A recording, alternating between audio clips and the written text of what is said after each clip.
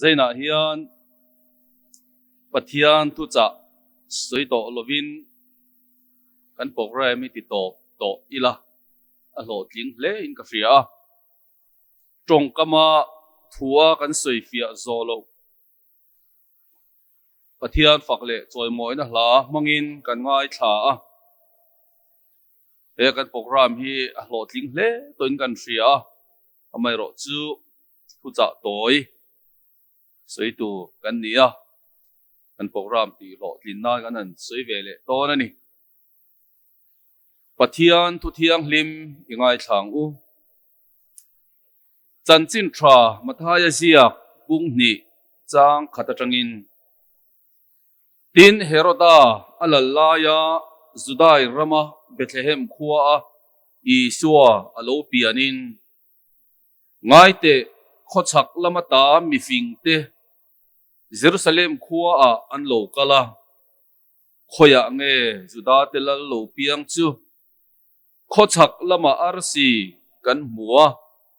ama chibai buk turin kan local ani antia hemichin hi kan chiaranga abak kha kan soi tum alania kan du to kanga thu thiang lim kan chiar te lal pan kan zatan malmin som sakro se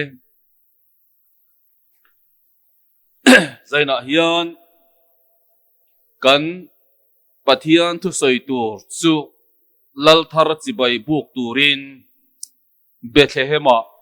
ikalang u ti ani Bethlehem khoilai Bethlehem ange kan kalang ti karil ruwa oma hei aizola Bethlehem ve la oma kita barmarama taha na ti Bethlehem ve nga oma Israel rama Bethlehem a oma chuta chuan kan kalanga lal thar chi bai kan buk don em mi ti peril ro zo na oma a chan na chu ni lo zanina hian he Bethlehem hi lal isua lo pian na mun tlom ani mithiam te silfia na lam ni lovin ke ma silfia na lo thleng chu ke ma a hian lal isua Krista lal thar alo pian na turin ka thin lung hi lo Bethlehem ro se ti hi chan na ni tin ran chopek na thleng kan muwa lali suwa lo pian na niya lal thar chibai kan buk na turin he kan thin lung hi ran thlenga lo chang ro se ran chopek na thlenga ti chuan he kan Christmas hi a lo tlingang kanin khom theilova biak ina kan kal theilova eng ma ti thei omlo sipuin eng kim ati buaya amai ro chu heng sipui hian kanin khom theilo na te hian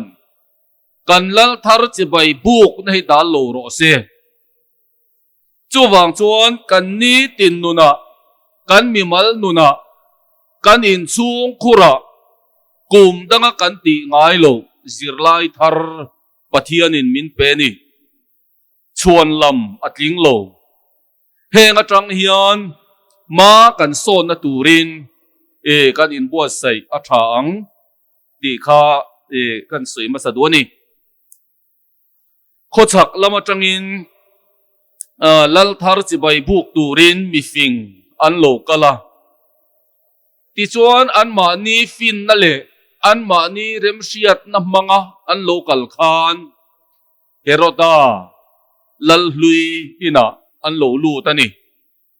khata khan top silang lal thar hi chibai buk tur local te hi an lo cham don ani ti chuan an ma ni fin na chuan heroda in bak a hruai tlem theilo lal thar chibai buk tur chuan heroda in an chua sanangaya tin an fin na te an du dan te an hriat na te man tlak anilova chung lam arsi en angaya chuta chuan lal thar chi bai buk tur chuan Heroda in an chua san angaya ni zaina hian he Christmas atana kan in buat sai na thin lung hi lal thar chi bai buk tura kan in buat sai na hian kan fin na te kan du dan te atok lo chu chuan lal hlui setana ram bak min pel tir theilovani ti hi rilrua lo om chu ni sarmon toya ni ya kan thuai thum man don lova ti khan kanon sei deu tol don ani ti chuan lal thar chi bai buk tur chuan lal hlui in chua sanangai kan ti kha zani na hian eten bo chiat na wanga kan thin lunga lal na le thu nei na lo chang tu ram hi kan chua sanangai chu ram chunga tang chuan lal thar chi bai abuk thei lo tin Krista mel amu thei lo vani ti kha isiam ole chu tiang chuan he lal thar lo piang tu ra hi Herodan an siat khan amanga ang mani ti kan ria a keimania hian eden bo chiat na wangin lal hlui setana hian mun alo chang thina chumi lua lan tura Krista ken thin lunga lo piang tura hi lal hlui setana hian a thi ka amanga ang ma chung kwa te eng mo mangin har sat na siam thin ni ti kan ria a ti chuan lal hlui in an chua sana arsi eninan kala chuta chuan lal thar chi bai buk tur Bethlehema ran cho pe na thlenga mu arsi na ruai thlengani unaw te uzanina hian thil dang hi kan arsi ni lo kan fin na le kan rem sia na tel to lo kan arsi chu cross ani hei Krista ne na min ruai thleng tu ani chu zanina hian kan sia ta poimo le in ka sia Christmas urlok zan kanin bo saidan te Christmas ta na kanin bo saidan zong te thlir ki rela kan thin lunga hian Krista hilal se kan tiem lali so Krista pian na turin he kan thin lungi ran chu pe na thlenga kan chantir nga mem ti hi zanina hian in en fiang chung te chu ril ru lo lang ani ole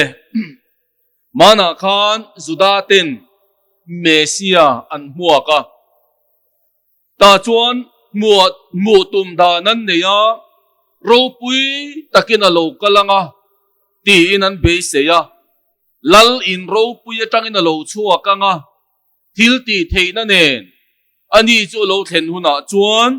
a hovin ro kan re lang an ti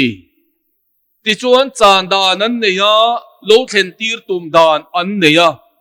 ma se an mesia a lo thlen chuan an rin angani lo lal in ro pui takate lo chuak lova ro pui takina lo kal bur hek lova apian na chu Bethlehem ani kualbu ka aleng lo Bethlehema ran cho pe na thleng apiang pathiar fakla akan sa thin ching kual mi pui pung khom zonga zinga marin ria ru na chang velo bong in run puya bel apian na po Bethlehem ani ran cho pe na thleng ani atlom khop mai aseilen na po khoro puya ni lo Jerusalem po ni hek lo Nazareta thil tha achuk them mi anti na ni anu le pa po mi chung nung le ro puyan ni lo thingrem siam an ni chu tiang chuan choi mo in a oma a chuan na chu sabeng tung dovani ti kan ria a cho ea mi te so ma in le lo po nei lo ania nge mi na ho ni ti kan ria an lo mu tum anga ni lo wa atlo me mawangin he mi hi kan mesia ani theilo wangan tia ato pa chuan crossa an kheng bet ani unaw te o zaina hian lali so kan mu tum dan te kan nena lo thleng se kan ti dan te hi ro pui taka mu kan tum thina ro pui takin kan nena in puan tir kan tum thin kan tu mga ro pui yan kan lalpa hiron in puang sela kan dol lovang chu wangin alo kalchan tu na la kan ngai thak tak ang khan amangai te hi kan tlom ma kan mu thei turin kan khoi pha ka kan dol tokin tlomin kan ne na aron in puang ani mana ro pui na in puang ta chuan sinaya unaw te ro puya in puan lai khan an lawa an khurani kha chu wang chuan ro puin in puang se kan dol lowang kan tlom awangin mihring anga lo changin boy anga a in siamani thi khop ya la thu zom na lo om ta crossa thi na ngei chu ti kha kan mu ni chu wang chuan kan lalpa hi tlom na atang lo chuan a me la mu thei lo thin lung tlang sang atang in a me la mu thei lo zanina hian atlom na trom pui tu nu na kan lalpa mel hi lang fia thin ani chung te chu eril ruwa lo lang zut mai tlom thei ang beraron in puan lai po in ran chope na thenga aron pian lai po in ro pui takin aron in puang ani ti ro chu kan thei ngil lo wa tha ole kan lalpa atlom thei ang bera aron in puan po in rc akal zota ahun lai sarkaran buai ruma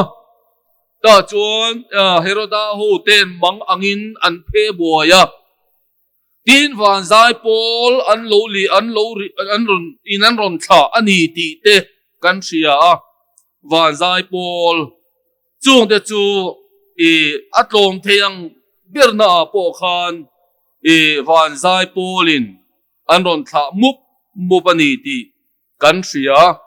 afak nari chungai ru angel ho zai ri moi ri chungnung bira ro pui ro se leya rim leng se anti atlom theyang bira po ain puan lai khan aro puyani ti khoveli ro an bulo unaw te o aro pui na mutur chuan atlom na trom pui tu kan ni angai ole ahun lai sarkaran buaya tlom taksi in ro pui taksi in kantan bethlehema ran chopek na thlenga a in puang ani chu tiang chuan zanina hian tlom taka in ngai tloma in phel ruaka engkim kalsana ka in bun ruak veka chibai buk tur kan ni ti hi zanina hian i siang ril ruwa in ngai tlom te hena Krista a in lar thin mi chapo te hena kan lalpa hi a in puang ngai lo mu thena om ngai lo ril ruwa in ngai tlom te hena a in puang thin ti khani ngai te kong khar bula kadinge i chunga ka lo lu tange i thin lung kong khar min hon ro ati ni chu kan chunga lo lu adua atan kan thin lung kong ka kan lo hong phalem he zon hi changang kan thin lung ram kan thin lunga lal ni aron dua chu wang chuan chu mi ni tur chuan kan thin lung kong kan hon anga ya thin lung kong hong phal lo te nuna aloi lu don lova phal te ne na aloi lu don ani poi mo le mai Bethlehem tlang pui ron din la itan ran thlen ron hung le la ta chuan lo che ngang che ti in unaw te u lal thar chi bai buk turin ho Bethlehem a ikalang u lalpa na thu kan zatan mal som ro se